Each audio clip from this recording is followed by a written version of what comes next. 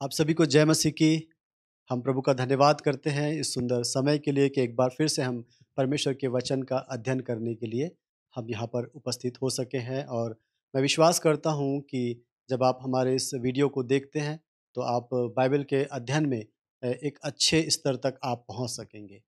और आज से हम एक सीरीज़ शुरू कर रहे हैं और इस सीरीज़ का विषय होगा प्रार्थना में उत्पन्न होने वाली बाधाएं।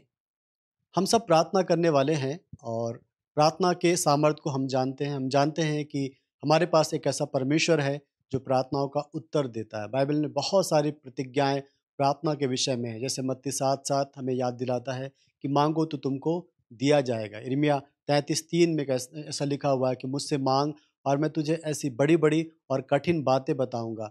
और उसके बाद फिर हम फिलिप्पियों 4:6 में पढ़ते हैं कि किसी बात की चिंता मत करो, परंतु हर एक बात में तुम्हारे विनती और निवेदन धन्यवाद के साथ परमेश्वर के सन्मुख रखे जाए। ये सारे वचन हमें याद दिलाते हैं कि प्रार्थना उत्तर लेकर आती है। प्रार्थना में सामर्थ है। एक ऐसे परमेश्वर से हम प्रार्थना करते हैं जो प्रार्थनाओं का उत्तर देता है।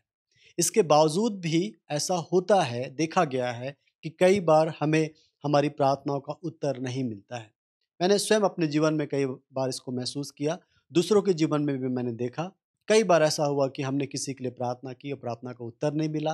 कई बार हमने दूसरों को देखा कि वो प्रार्थना कर रहे हैं लेकिन उनको प्रार्थनाओं का उत्तर नहीं मिल रहा है।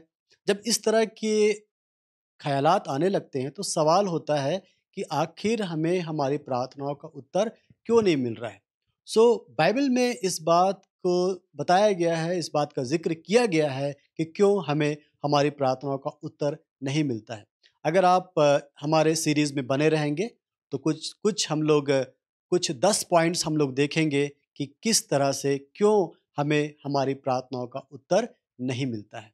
आइए हम लोग आज से इस सीरीज़ को शुरू करेंगे और आज हम लोग भाग 1 देखेंगे कि क्यों हमें प्रार्थनाओं का उत्तर नहीं मिलता। प्रार्थना में कौन-कौन सी जो चीज़ें हैं वो बाधाएँ हैं। सबसे पहली बाधा, हमारे प्रार्थना के उत्तर को रोकने वाली सबसे जो पहली बाधा है, जिसके कारण से हमें हमारी प्रार्थनाओं का उत्तर नहीं मिलता है, वो है पाप। अनकन्फेस्ड सिन, ऐसे पाप जिनको कन्फेशन नहीं किया गया, ऐसे पाप जिनको अंगीकार नहीं किया गया, ऐसे पाप जिनको पश्चाताप नहीं किया गया है, ऐसे पाप जिनको छोड़ा नहीं गया है। हम सब जानते हैं कि परमेश्वर पाप को देख नहीं सकते। परमेश्वर और पाप कभी भी साथ-साथ नहीं रह सकते। परमेश्वर पवित्र है और वो कभी भी उनकी सहभागिता पाप के साथ नहीं हो सकती है। यदि हम प्रभु में हैं, यदि हम प्रभु के हैं और तब भी यदि हम पाप में हैं, तो ये कारण हो सकता है कि कई बार हमें हमारी प्रार्थनाओं का उत्तर ना मिले। यदि आप एक अच्छे प्रार्थना करने वाले हैं, अगर आप एक प्रार्थना करने वाले योद्धा हैं, अगर आपने परमेश्वर से कुछ माँगा है और आपको नहीं मिल रहा है, तो कहीं न कहीं आपको अपने आप को जाँचना है कि कहीं मैं किसी पाप में तो नहीं हूँ? और हो सकता है कि उसी पाप के कारण आपको प्रार्थनाओं का उत्तर नहीं मिल रहा है। भजन संहिता 66 उसका 18 और 19 में इस बात को बताया गया है कि अगर मैं अपने मन में अनर्थ बात सोचता तो मेरा प्रभु मेरी प्रार्थना को क्यों सुनता? अगर मैं अनर्थ बातें सोचूँगा, अगर मेरे मन में कुछ गलत है, मेरे मन में कुछ पाप है, तो वो मेरी क्यों सुनेगा?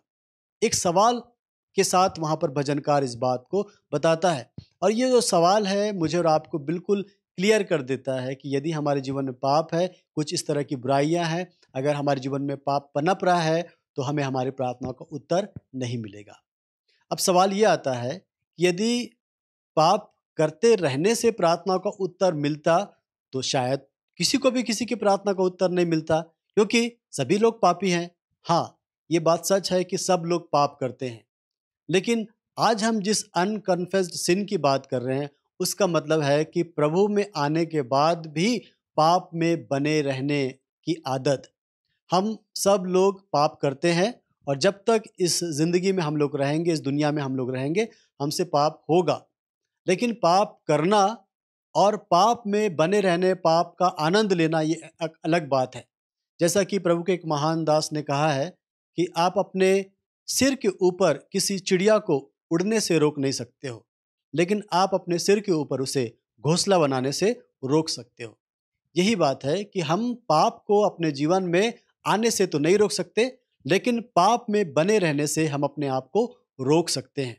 ये मेरे और आपके लिए ये चैलेंज होगा कि यदि हम अपनी प्रार्थनाओं का उत्तर देखना चाहते हैं, तो हमें पाप में बने नहीं रहना है, हमें पाप के लिए मरना है और परमेश्वर के लिए हमें जीना है। जैसे कि पौलुस पेट कहता है कि अब मैं जीवित नहीं रहा, परंतु मसीह मुझ में जीवित है।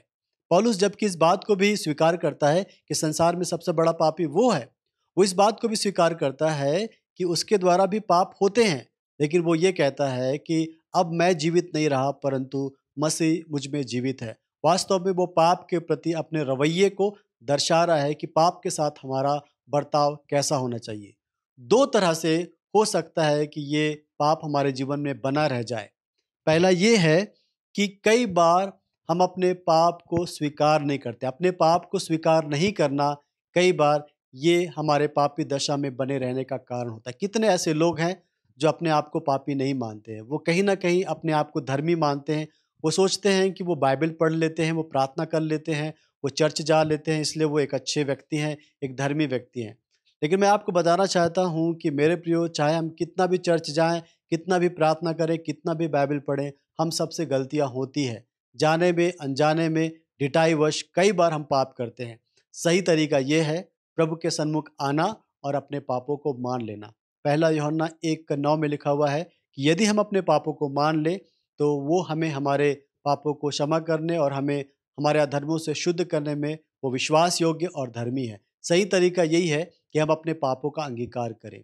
यदि हम अपने पापों का अंगीकार नहीं करते हैं, तो हमारी प्रार्थना का उत्तर हमें नहीं मिलेगा। पहला जो हमारा कदम होना चाहिए पाप के लिए, वो यही है कि अपने हर पाप को कन्फेस करना है। जब भी हम कलीसिया में जाते हैं, चर्च में जाते हैं, प्रार्थना में बैठते हैं, हमारी दुआ होनी चाहिए कि हे प्रभु, मैं पापी हूँ, मेरे पापों को क्षमा कर। हमारे पाप हमें दिखाई देने चाहिए, हमारे पाप कन्फेस किए जाने चाहिए, क्योंकि जब हम पाप को कन्फेस करते हैं, तब परमेश्वर हमारा इलाज करता है। कोई डॉक्टर जब किसी मरीज को अपने पास बुलाता है, तो वो मरीज से ये जानना चाहता है कि उसको प्रॉब्लम क्या है। वो बीमारी को डायग्नोस करता है।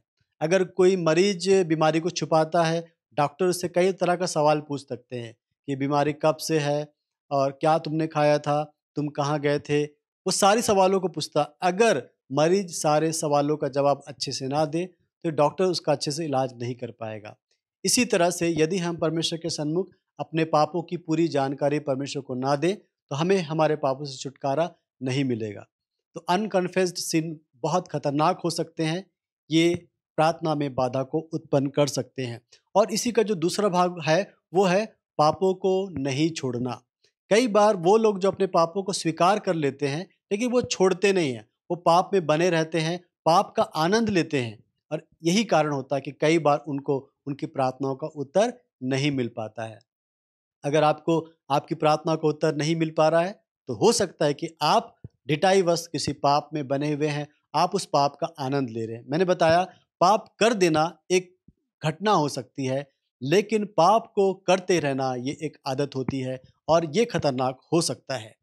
हम सब पाप में जीवन जीते हैं, पाप हमारे चारों तरफ होता है, लेकिन हमें पाप में नहीं बने रहना है, लेकिन हमें प्रभु में बने रहना। अगर हम प्रभु में बने रहते हैं, तो पाप का हम पर कोई अधिकार नहीं होगा। अगर आप पाप के साथ नहीं निपटेंगे, तो आपको आपकी प्रार्थनाओं का उत्तर नहीं मिल पाएगा। आपको पाप से निपटना पड़ेगा, क्योंकि पाप को पूरे तरीके से क्षमा कर दिया गया है। दाऊद भजन 103 में इस तरह से गीत गाता है कि हे मेरे मन, यहोवा को धन कह, और जो कुछ मुझ में है उसके पवित्र नाम को धन कहे। हे मेरे मन, यहोवा को धन कहे, क्योंकि वो हमारे अधर्मों को क्षमा करता है। हमारा परमेश्वर हमारे पाप को अपने पीठ के पीछे फेंक देता है। अब ये हमारी ज़िम्मेदारी है कि पाप के साथ हम दूरी बनाकर चले, पाप के लिए हम जीवन में कड़े फैसले लें, पाप से बचने के लिए हम भरसक प्रयास करें। अगर हमें कठिन से कठिन चीज़ भी पाप से बचने के लिए करना पड़े, तो हम उसे करें, क्योंकि पाप अगर किसी भी रूप में हमारे जीवन में है, तो हमें हमारी प्रार्थनाओं का उत्तर नहीं मिलेगा।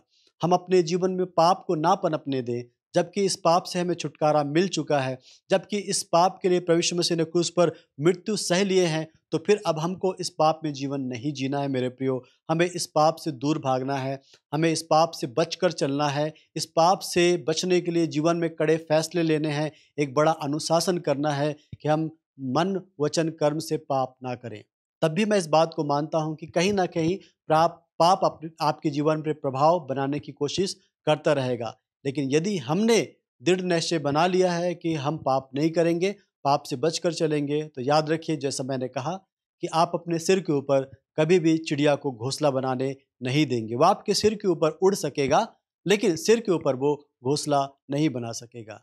यही कारण है, यही एक बाधा है जिसकी वजह से आपको आपकी प्रार्थनाओं का उत्तर नहीं मिल रहा है। बाइबल इस बात को बताती है कि पाप कितनी भी मात्रा में या किसी भी रूप में हमारे जीवन में है, वो अच्छा नहीं है। रोमियो 3:23 कहता है कि पाप की मजदूरी मृत्यु है, और मृत्यु अपने पूरे पैकेज के साथ आता है। इसके साथ बीमारियां आती है, इसके साथ निराशाएं आती है, गरीबी आती है, असफलता आती है, तनाव आता है, पूरे पैकेज के साथ आता है। इसलिए यदि आप पाप में बने हैं तो हमें सावधान हो जाना है, क्योंकि पाप का हमारे जीवन में बने रहना किसी भी रीति से अच्छा नहीं है।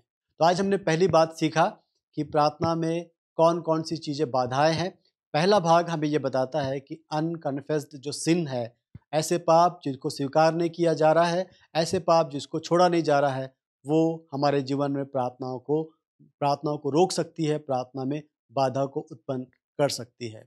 अगर आपको हमारा आज का बाइबल अध्ययन अच्छा लगता है तो आप हमारे चैनल में बने रहें, और कंटिन्यू हम इस सीरीज़ का अध्ययन करेंगे, और प्रार्थना में कौन-कौन सी बाधाएँ होती है, कुल 10 बातों पर हम लोग मनन करेंगे। प्रभु इस वचन के द्वारा आप सबको आशीष दे, और आप समझ सकें कि प्रार्थना में एक बड़ी बाधा है हमारे अनकन्फेस्ड सिन।